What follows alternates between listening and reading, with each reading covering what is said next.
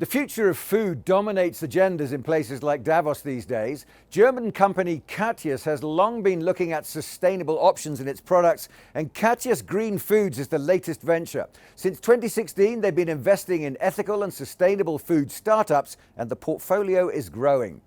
I'm here to talk to the KGF management about disrupting the food market.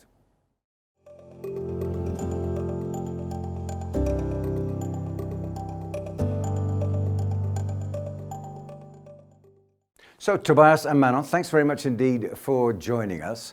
Tell us a bit about Katjesgreenfood. That's your operation, Manon. It's a fairly new operation, but it seems consistent with what Katjes is doing these days. Yeah, Katjesgreenfood is a third pillar of the Katjes Group, and we are out of Europe the first food impact investor, only investing in sustainable food brands, so really driving the food revolution. And these are startups? Yeah. These are startups, yes. What makes a good potential startup that you might find? A startup that really drives the food revolution and brings a change about in the food system. So I've been coming from the tech world, and we all know the big disruption tech is coming about. And food has the same disruption at the moment. So the food market is 3.8 billion, so really, really huge market. And we have two drivers at the moment that bring about change. On the one hand, as we all know at the moment, the whole topic of scarcity of resources. And we will grow to 10 billion people in the next 20 years, and we just don't have the resources. So we need to have a way of producing food. So Tobias, Katjes really has its eye on the future there, doesn't it?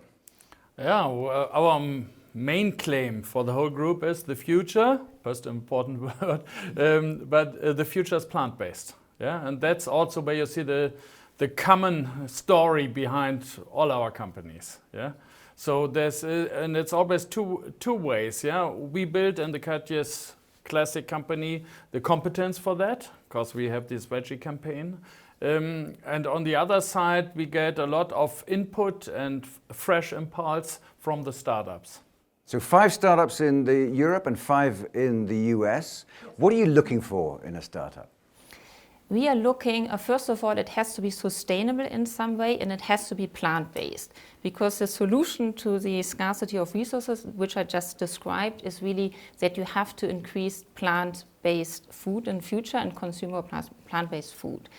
So we look for new companies that offer substitutes to meat or dairy products, or are sustainable in any other way. So for example, we invested into hemp. Hemp is the most sustainable cultivated crop, grows twice as quick as other crop, doesn't need pesticides, and has a very nutrient-dense seed in it, and very protein-rich. There's so much innovation in this. Is the consumer keeping up with you, or are you getting ahead? Fair question. I think sometimes we are ahead, but as I would call it, family-owned company, we have more patience, and we keep on trying even in those things which might take longer. Once we have discovered field like Manon described, then we stick to it. I mean, there must be this spirit, this ethos now that running through Katjes with all these new ideas that you've got. I mean, what's it like to work with a company like Katjes?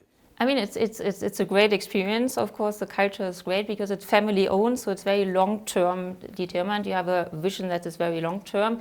On the other hand, it's very sustainable focus as a family-owned company. And what I like, because I'm vegetarian my whole life, so I'm really mission-driven in this topic, that Katjes focused on plant-based food very early. So 7 years before the market went into that direction. So we are ahead of the consumer, but we also go with the consumer. So the consumer demands new brands, and this is where we invest. I mean, do you see yourselves as a niche company, or are you setting a trend that you think should become more? We are clearly a mass company. We are selling in the confectionery every day nearly 1 million of bags. So that's what, and we think it's great if we have the opportunity also to bring these upcoming new trends in the mass market. Only then it makes a difference in society. So Catches is a campaigning company. Absolutely, yeah. And not only campaigning, we are also good in distribution, yeah. Because it's what it is worth if you have a great idea and nobody can buy it, and that's where we are good in, and that's what we are trying to combine then. What's your vision, Manon, of a widespread plant-based diet? So I think there is a necessity that plant-based needs to rise or will rise in the future. But I think a lot of people don't know it is actually already quite penetrated in the household. So 1/3 in the US already drink milk alternatives. So that's quite established, that category.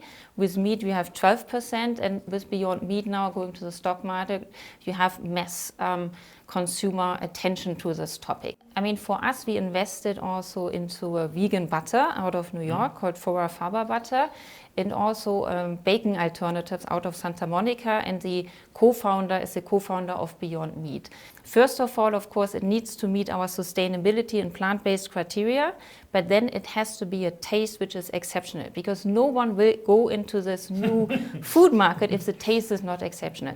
And you welcome, I guess, then the reduction in the meat industry and in the dairy industry, not viable anymore as far as you're concerned. Yeah, we just have launched a vegan chocolate, so it's oat milk in it.